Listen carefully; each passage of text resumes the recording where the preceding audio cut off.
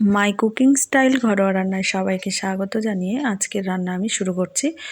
দেখতেই পেলে মাংসে যা যা প্রয়োজন সেগুলো আমি কেটে নিয়েছি। এখানে আদা, রসুন আর কাঁচা লঙ্কা একসঙ্গে পেস্ট করে নিয়েছি, আর কিছুটা পরিমাণ পেঁয়াজও তার মধ্যে দিয়েছিলাম। আর এখানে আলুগুলোকে আমি ভেজে নিচ্ছি। মাংসের মধ্যে আলু দেওয়া হবে না, সেটা কখনো হয়? মাংসের থেকে যেন মাংসের আলুগুলোই খেতে বেশি ভালো লাগে। আর এগুলো আলুগুলো একটু হলুদ আর লবণ দিয়ে আমি ভেজে নিচ্ছি। আর লঙ্কাও অনেকটাই দিয়েছিলাম, কারণ শীতের দিনে একটু ঝাল ঝাল খেতে বেশি ভালো লাগে। আর শীতটাও পড়েছে একদম কনকনে। আলু ভাজা হয়ে গেছে। ওই তেলের মধ্যে আমি দিয়ে দিলাম গোটা জিরে, শুকনো লঙ্কা, তেজপাতা ফোড়ন। তার মধ্যে আমি দিচ্ছি কয়েকটা গোটা গরম মশলা। গোটা গরম মশলার মধ্যে রয়েছে শুধু দারচিনি আর 3টে সাদা এলাচ। এবারে আমি পেঁয়াজ কুচিটা দিয়ে দিলাম, দিয়ে একটু ভাজা ভাজা করে নেব, লাল লাল করে। দেখো পেঁয়াজগুলো ভাজা আমার লাল লাল হয়ে গেছে, ভালো করে ভাজা হয়ে গেছে। এর মধ্যে আমি আগে যে পেস্টটা করে রেখেছিলাম সেটা আমি দিয়ে দিলাম, আদা রসুন আর লঙ্কার পেস্ট।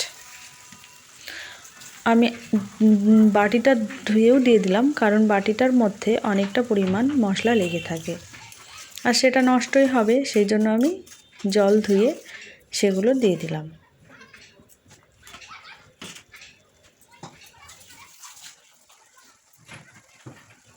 এবারে আমি এর মধ্যে দিয়ে দেব গুঁড়ো মশলাগুলো। আমি এভাবেই মাংস সাধারণত রান্না করে থাকি, বিশেষ করে মুরগির মাংসটা আমি এভাবেই রান্না করি। মাটনটা আমি অন্যরকম করে রান্না করি। দিয়ে দিলাম জিরে গুঁড়ো, হলুদ গুঁড়ো, সামান্য পরিমাণ লঙ্কা গুঁড়ো।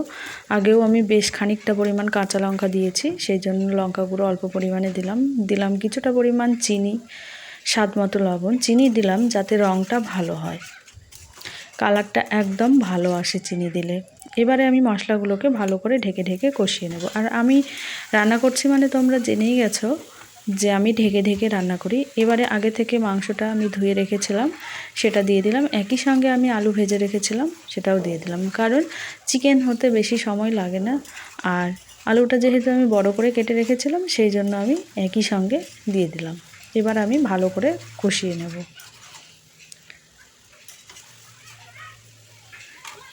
ঢাকা দেবো আর কষাবো।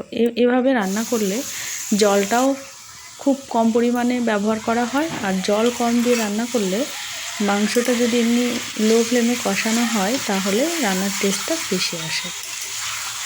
দেখো মাংসটা আমার কষানো প্রায় অনেকটাই হয়ে গেছে।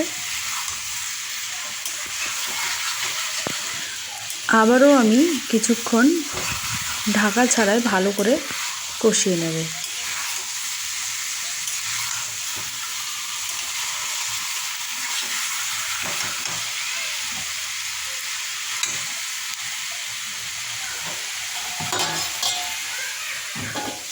কিছুক্ষণ পরে আবার আমি ঢাকা দিয়ে দিলাম। এবারে ঢাকা খুলে দেখো আমার মাংস আলু সব সেদ্ধ হয়ে গেছে। কেউ এভাবে চাইলে এভাবেও রেখে দিতে পারো, কারণ রুটি পরোটার সঙ্গে এরকম খেতে বেশি ভালো লাগবে। আমরা যেহেতু ভাত দিয়ে খাবো সেই জন্য ঝোলটা প্রয়োজন, সেজন্য আমি পরিমাণ মতো ঝোল দিয়ে দিলাম। এবার ফুটে আসলেই আমি এর মধ্যে দিয়ে দেবো গরম মশলা গুঁড়ো, দিয়ে নামিয়ে নেব।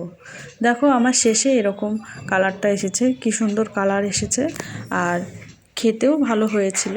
আমি ভয়েস ওভারটা পরে দিচ্ছি।